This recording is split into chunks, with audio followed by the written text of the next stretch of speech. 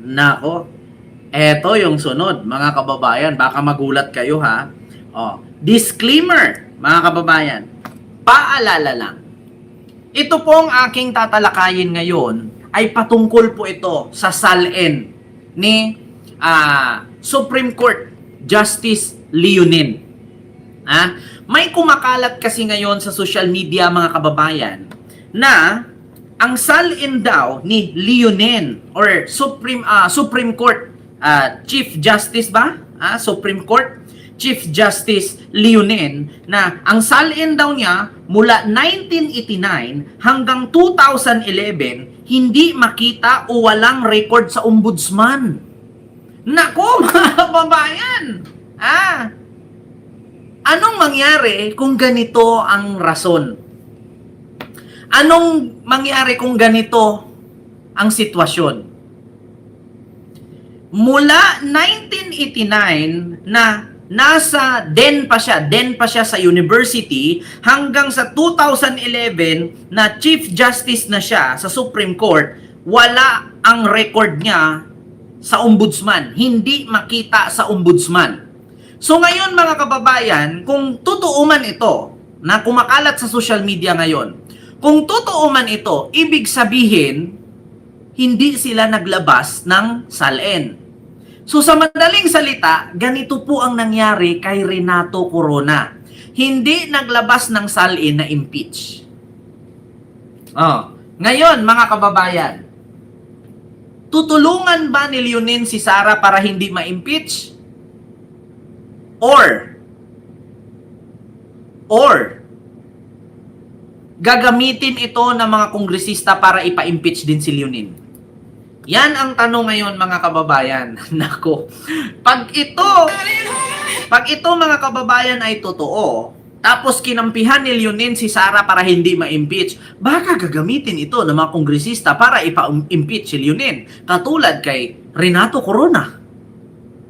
Alam nyo, si Renato Corona, ganun lang. Hindi lang na ipalabas yung ilan sa mga kopya niya na ilang taong salin. Ang nangyari, na-impeach. Ngayon, mga kababayan, makukorner si Leonin dito. Kung totoo man, disclaimer lang, kung totoo. Ito po, mga kababayan, ipakita ko sa inyo. Disclaimer, hindi ko sinabing totoo ito. Kaya nga sabi ko, kung totoo, nagtatanong lang. Alam nyo pa naman si Dilima, mainit kay Leonin, lalo na pag kinampihan si Sara. Ito po, mga kababayan, ay galing po ito kay Kagawad Joey Uy. Ayan isang Facebook vlogger. Basta kahit saang platform may vlog siya. Basahin natin. Mula ito kay Kagawad Joey. Ayan, sabi niya, is this true? Can someone confirm? Grabe kung totoo. Let's clean up our country and our justice system. So ayan po ang certification, mga kababayan. Basahin po natin. Nakalagay po dyan, Republic of the Philippines, Office of the Ombudsman, Area Office of Luzon, Senator Miriam Defensor Santiago Avenue, Barangay Bagong Pag-asa, Quezon City. Certification. This is to certify that despite diligent search by the undersigned, the statement of asset and liabilities and network or salin of Justice Mario Victor Famorca Leonin as Professor and then University of the Philippines College of Law for calendar year 1989 to 2011 were not found or on our record. This certification is issued upon the request of Mr. Charlie B. Manalo under of a salin. Ni-request daw ito ni Mr. Charlie Manalo. Wala daw kopya ng record ni Leonin mula nung siya ay professor at din ng University of the Philippines. Mula 1989 hanggang 2011, wala daw record si Leonin sa ombudsman sa kanyang salin. Kung totoo man ito, sabi ni Kagawad Joey. Kaya po, mga kababayan, nagtatanong po ako. Kasi kung ganito man, wala siyang record mula 1989 hanggang 2011, so ano to? Renato Corona 2.0? Mai-impeach din? 'Di ba? Ma'am Resilicio, si Hilo po. Oh. Kung sakali man, magkatotoo to, nako, 2 years na lang, madami pa din Duterte, di lang si Sara. Ano daw, sabi dito, tumpakin, gabi-gabi ako watch sa YT mo, sabi ni Ma'am Levi. Ayan, mangmang talaga kayong mga loyalista at pink, kayo nagpahirap sa bansa. Wow! Kami na yung mangmang, putang ina nyo, nakulong na lahat-lahat si Digong. Matalino pa rin kayo. Saan kayo nakakita ng nakakulong tas walang kasalanan? Putang ina nyo. Tayo daw ay mangmang, mga kakamping at loyalista. Wow, ang galing ng mga DDS magsabi, no? Putang ina, kami yung mangmang, pero pag tinanong mo, may 1,000,000 ka ba sa bangko? Wala. Oh, bakit wala kang ganun? Kasi mangmang ka.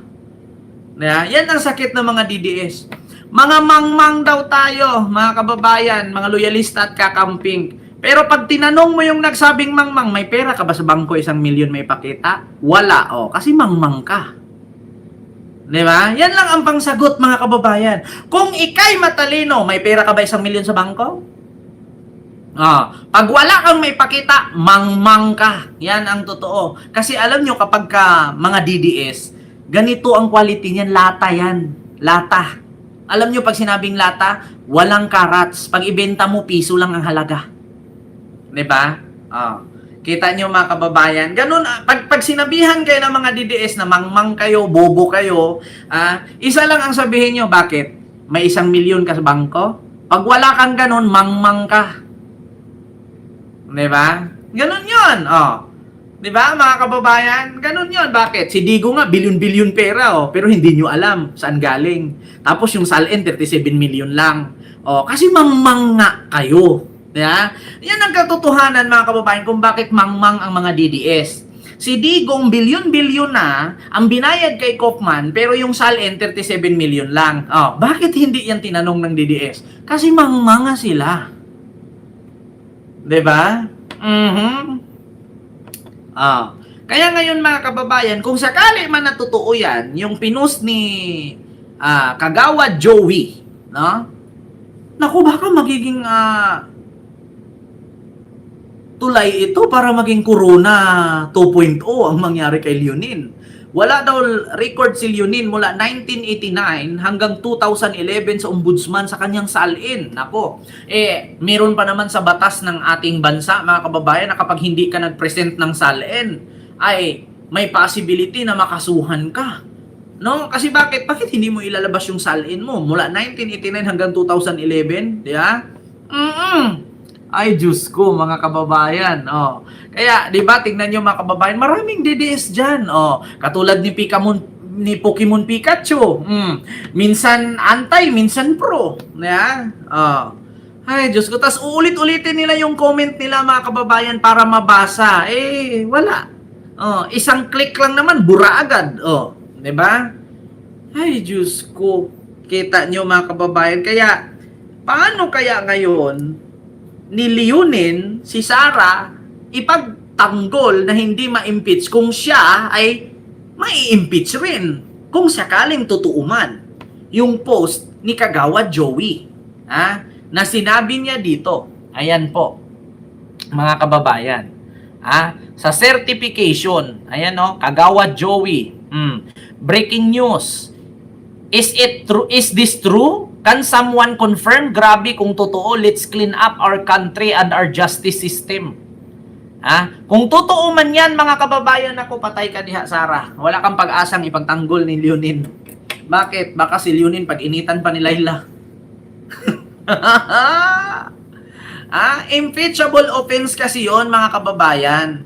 Bakit? Kapag hindi ka magdeklara ng salin mo, pag hindi mo kasi i-declared yan, krimen yun Bakit hindi ka magde-declare? Meron sa batas yan at requirements yan sa mga opisyalis ng gobyerno na kailangan kang mag-declare ng salin.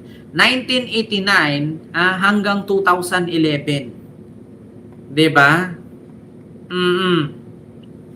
Nako, patay ka diha. So, ang tanong ngayon, matulungan kaya ni Leonin si Sara? Kung si Leonin naman ang ipa-impeach ng Kamara. Ala, nagtatanong lang ha, disclaimer lang, totoo po ba? Kasi meron kasing nag-request sa ombudsman mga kababayan. Ang pangalan niya kasi dito, no, kalat yan ngayon ha, mga kababayan, reaksyonan lang natin, disclaimer lang, baka sabihin na naman la fake news tayo. Disclaimer lang, hindi nanggaling sa atin yan, nagtatanong. Mahina bang intindihin yung question mark na nagtatanong lang po? Kung totoo man ito, mapareho siya kay Renato Corona, period. Diba? O, ito. Sabi dito, this certification is issued upon the request of Mr. Charlie B. Manalo under the OFA SALN. O, tapos pinirmahan ni Selvin John Makayana, Legal Assistant of Interim SALN in charge, Case Record Evaluation Monitoring and Enforcement Bureau or CREMB. O, ayan na, mga kababayan. Yan po yun ngayon. Patay ka diha. Ano yan kung sakaling kung matutuo man, patay si Leonin. May-impeach siya dyan. So yun lang mga kababayan. Yung ating reaksyones no, sa mga orases na ito. So maraming salamat mga kababayan. Nako po, lahat talaga ng dumikit kay Sara na minamalas eh. Allah. Nako, abangan natin to pag naabot dito kila Laila de Lima. Siyempre, iimbestigahan nila Laila yan, mga kababayan. Ito si Kagawa Joey, kakamping to ha. Take note mga kababayan, kakamping yan. So may mga GC yan. Imposibleng hindi na i-share yan ngayon. Kila Patibao, kila Granada, di ba? Kila Cielo Magno, di ba? Kakalat yan nila Jesus Falsis. Kakalat yan mga kababayan. Bakit? May mga GC yan. Mga kakamping yan So yun lang mga kababayan, maraming salamat po no sa inyong lahat.